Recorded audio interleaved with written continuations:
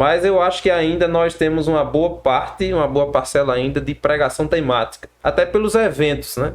A gente faz um evento, coloca um tema, e aí o pregador geralmente vai desenvolver aquele tema do evento, do congresso, de alguma outra coisa, de uma festividade, de acordo com aquele tema que foi proposto. Que também é um estilo da própria igreja, da própria denominação. É uma tradição que foi se...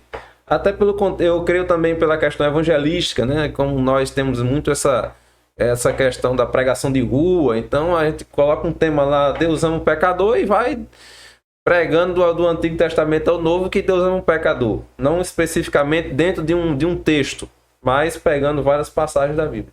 Agora eu acho interessante porque quando você vai dar uma olhada em relação a autores que vão falar sobre a pregação expositiva e a temática, se você for olhar autores de linha de igrejas históricas, eles vão dizer o seguinte: existem as vantagens e desvantagens de cada uma dessas pregações, né? A expositiva e a temática. Então comenta aí sobre... Não, mas o que eu achei interessante é o seguinte, que nas igrejas históricas, a maioria dos autores, perdão, vai dizer o seguinte: é mais fácil você pregar expositivamente.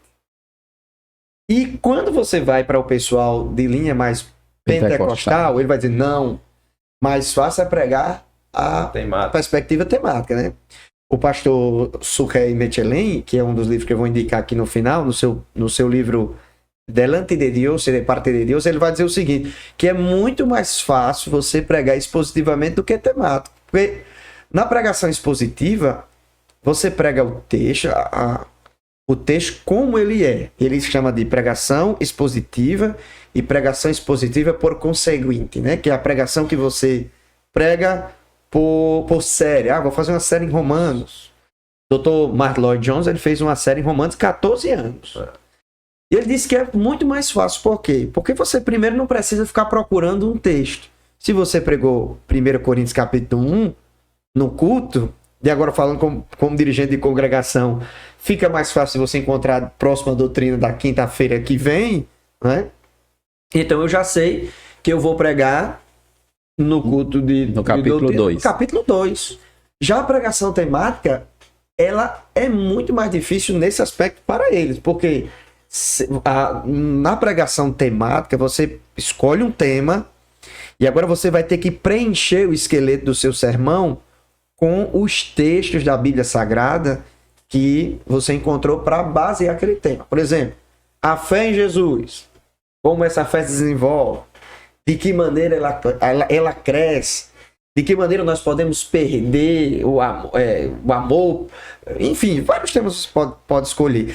Mas quando você olha para o segmento pentecostal, ele vai dizer, não, muito mais difícil pregar expositivamente, porque você vai ter que tem uma exigência grande de você conhecer os pormenores daquela perícope, daquele texto, né? Isso. E embora também o sermão temático ele tem os seus desafios, porque exige um conhecimento muito vasto também das escrituras, para você não incorrer no erro de colocar passagens que não tenham nada a ver com o tema que você colocou, que esteja fora do contexto que você quer falar na sua pregação. Às vezes você coloca um tema X e escolhe um versículo, um tópico, um texto que não tem, quando você vai olhar o contexto daquele, não tem nada a ver com o tema propriamente dito. Ou mesmo excesso de tópicos. Às vezes você vai pregar 15 características do pecador.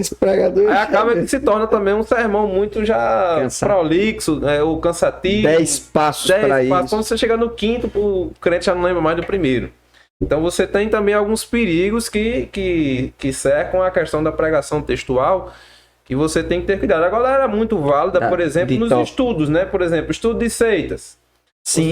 Por que não sou seita X? E aí você vai pegando os textos nas escrituras que tenham relação com aquele ponto. Porque eu creio na divindade de Jesus. Aí você vai para os textos da Bíblia que falam na divindade de Jesus. Porque eu creio no arrebatamento. Então você vai nos textos do arrebatamento. Então ela tem sua validade.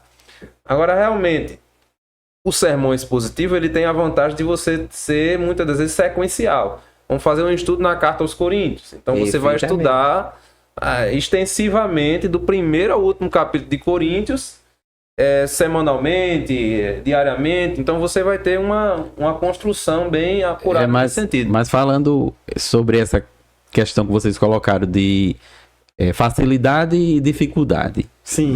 de um e de outro. No caso do sermão temático, tem a criatividade. Então, se a pessoa é criativa, ela não vai ter muita dificuldade com o sermão temático. Ela estará sempre afeita a um sermão temático porque ela é criativa. Ela não tem problema, né, de montar o... Sim. Já quem não tem a criatividade, aí vai preferir o sermão expositivo, porque ele já está lá com os tópicos. O tema já vai vir do próprio texto que você escolheu, ele vai sair dali. Exato. Mas aí vem uma questão de dificuldade no sermão expositivo. Mesmo que os irmãos aí que você citou, os autores, Sim. falem de uma facilidade do sermão expositivo nesse sentido, mas tem uma dificuldade que eu identifico grande. Qual é? Eu desenvolvi o primeiro versículo daquele texto, porque eu tinha um arcabouço ali de estudo naquele ponto. Aí quando eu vou para o segundo, eu digo, e eu vou falar o que aqui? Né? Porque eu não tenho subsídio. Não existe comida grátis, né? Tem um trabalho para você. Por isso que eu falei da questão do esforço, tanto para o temático como para o expositivo. Há uma necessidade de se esforçar. Porque eu posso não estar tão preparado para desenvolver um versículo tal que está me trazendo um tema muito árduo nesse sentido ali, como eu teria no versículo anterior ou no versículo posterior. Sim. Então, todos dois, eles trazem o seu fator de dificuldade. E eu diria até humana. O problema da pregação não é o Deus que fala, mas é o homem que proclama. Porque a função do pregador não é criar verdades, é expor as verdades. O homem não cria os bens de Deus. Eu estou falando no âmbito da pregação. E por isso que eu tô falando, eu trouxe esse ponto, porque quando você diz assim, não, mas no sermão temático, a pessoa também tem que ter um conhecimento amplo para poder fazer o desenvolvimento dos tópicos, né?